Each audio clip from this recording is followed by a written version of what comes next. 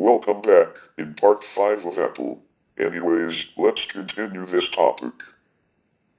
According to Steve Jobs, the company's name was inspired by his visit to an apple farm while on a fruitarian diet.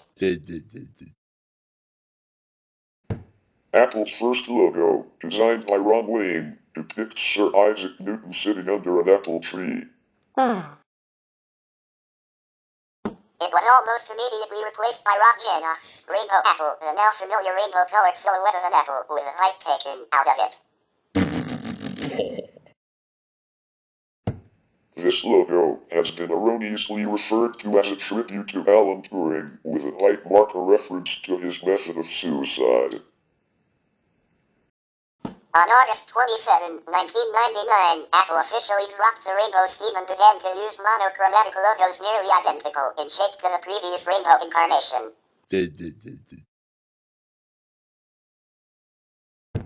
An aqua-themed version of the monochrome logo was used from 1997 until 2003, and the glass-themed version was used from 2007 until 2013.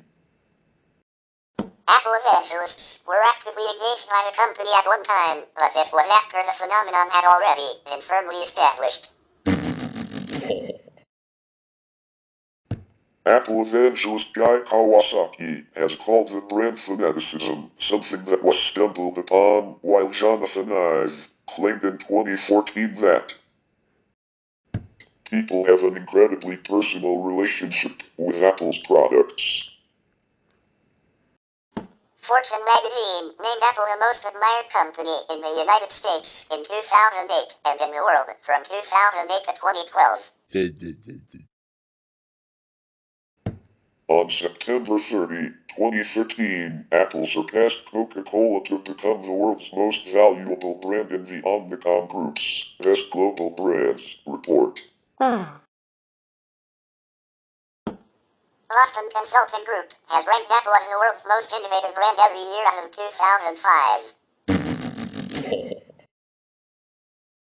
As of January 2021, 1.65 billion Apple products were in active use.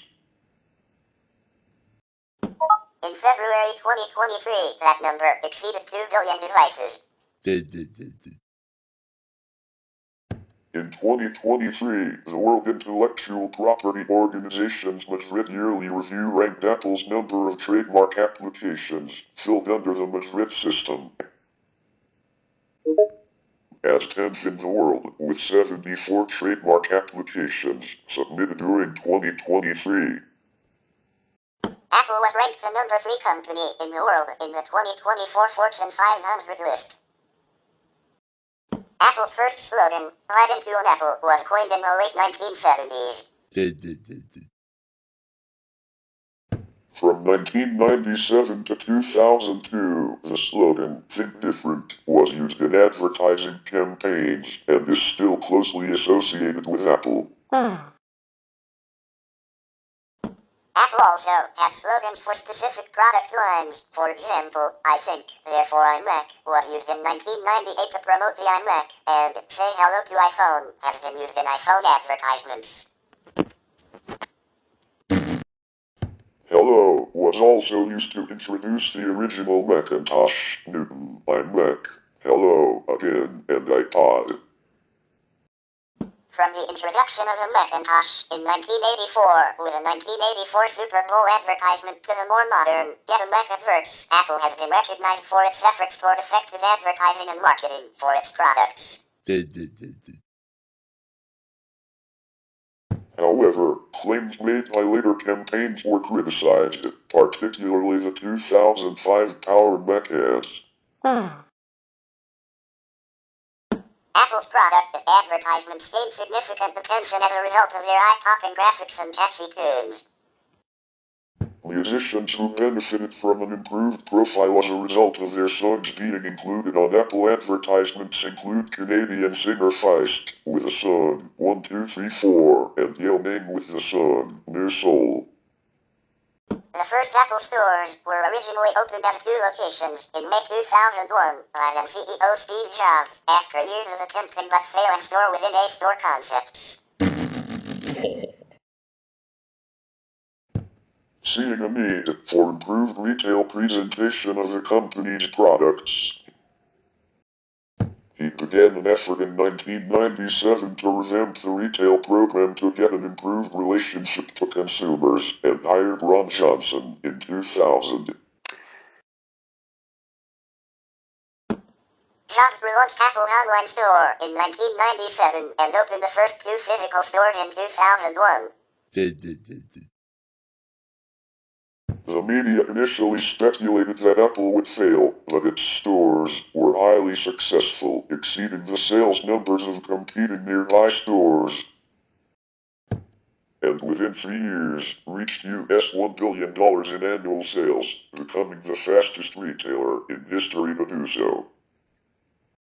Over the years, Apple has expanded the number of retail locations and its geographical coverage, with 499 stores across 22 countries worldwide as of December 2017. Strong product sales have placed Apple among the top-tier retail stores, with sales over $16 billion globally in 2011. Apple stores underwent a period of significant redesign, beginning in May 2016. This redesign included physical changes to the Apple stores, such as open spaces and rebranded rooms, and changes in function to facilitate interaction between consumers and professionals. Many Apple stores are located inside shopping malls, but Apple has built several standalone, flagship stores in high-profile locations. It has been granted design patents and received architectural awards for its store's designs and construction, specifically for its use of glass staircases and cubes. The success of Apple stores has had significant influence over other consumer electronics retailers, who have lost traffic, control and profits due to a perceived higher quality of service and products at Apple stores. Due to the popularity of the brand, Apple receives a large number of job applications, many of which come from young workers. Although Apple Store employees receive above-average pay, are offered money toward education and health care, and receive product discounts, there are limited or no paths of career advancement. On March 16, 2020, France fined Apple €1.1 billion for colluding with 2 wholesalers to stifle competition and keep prices high by impeding independent resellers. The arrangement created aligned prices for Apple products such as iPads and personal computers for about half the French retail market. According to the French regulators, the abuses occurred between 2005 and 2017 but were first discovered after a complaint by an independent reseller, eDiscus, in 2012. On August 13, 2020, Epic Games, the maker of the popular game Fortnite, sued both Apple and Google after Fortnite was removed from Apple's and Google's app stores. The lawsuits came after Apple and Google blocked the game after it introduced a direct payment system that bypassed the fees that Apple and Google had imposed. In September 2020, Epic Games founded the Coalition for App Fairness together with 13 other companies, which aims for better conditions for the inclusion of apps in the app stores. Later, in December 2020, Facebook agreed to assist Epic in their legal game against Apple, planning to support the company by providing materials and documents to Epic. Facebook had, however, stated that the company would not participate directly with a lawsuit, although did commit to helping with the discovery of evidence relating to the trial in 2021. In the months prior to their agreement, Facebook had been dealing with suits against Apple relating to the prices of paid apps and privacy rule changes. Head of ad products for Facebook, Dan Levy, commented, saying that this is not really about privacy for them, this is about an attack on personalized ads and the consequences it's going to have on small business owners. commenting on the full page ads placed by Facebook in various newspapers in December 2020. Apple has publicly taken a pro-privacy stance, actively making privacy-conscious features and settings part of its conferences, promotional campaigns, and public image. With its iOS 8 mobile operating system in 2014, the company started encrypting all contents of iOS devices through users' passcodes, making it impossible at the time for the company to provide customer data to law enforcement requests seeking such information. With the popularity rise of cloud storage solutions, Apple began a technique in 2016 to do deep learning scans for facial data in photos on the user's local device and encrypting the content before uploading it to Apple's iCloud storage system.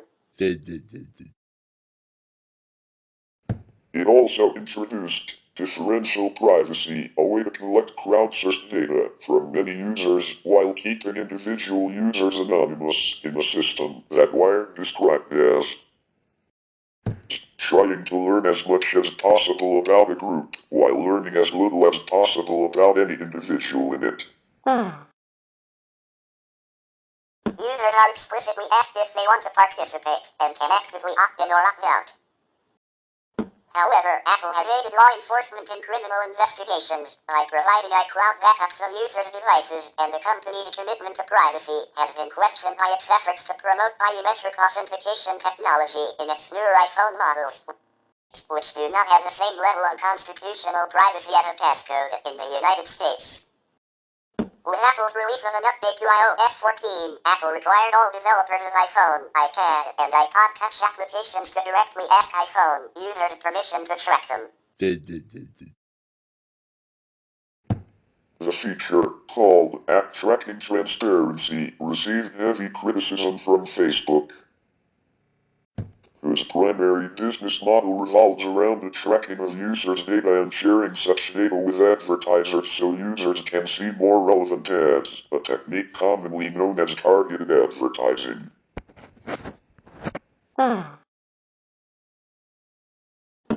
After Facebook's measures, including purchasing full-page newspaper advertisements protesting app tracking transparency, Apple released the update in early 2021.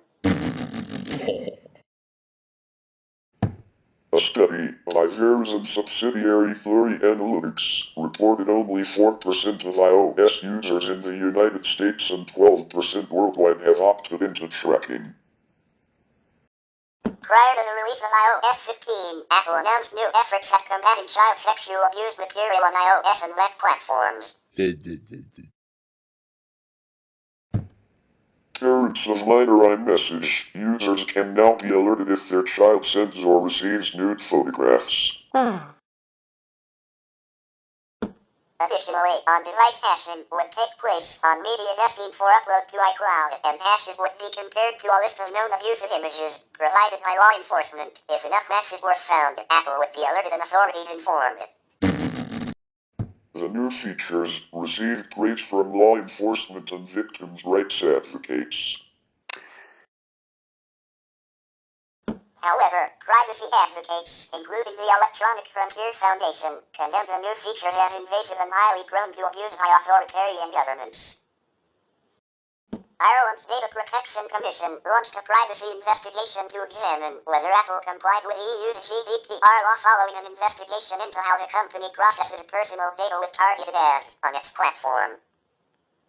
In December 2019, security researcher Brian Krebs discovered that the iPhone 11 Pro would still show the arrow indicator, signifying location services are being used.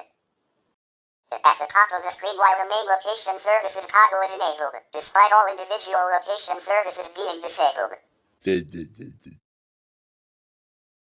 Krebs was unable to replicate this behavior on older models, and when asking Apple for comment, he was told by Apple that it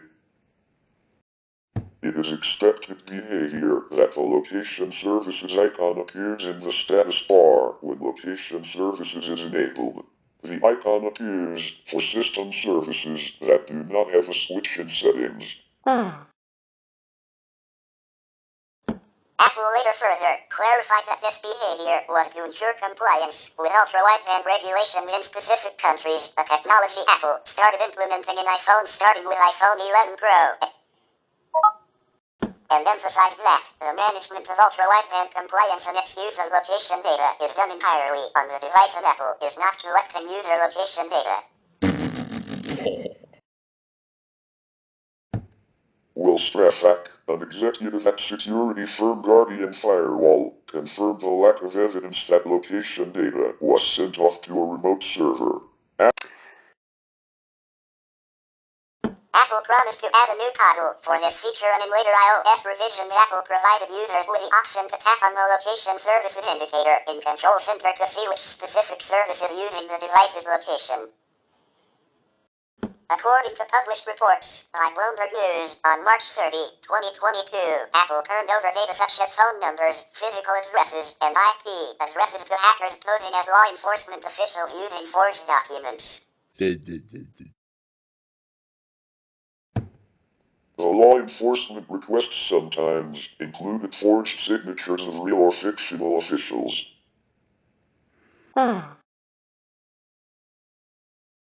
When asked about the allegations, an Apple representative referred the reporter to a section of the company policy for law enforcement guidelines, which stated, "We review every data request for legal sufficiency and use advanced systems and processes to validate law enforcement requests and detect abuse." We will continue about Apple in part 6, so stay tuned.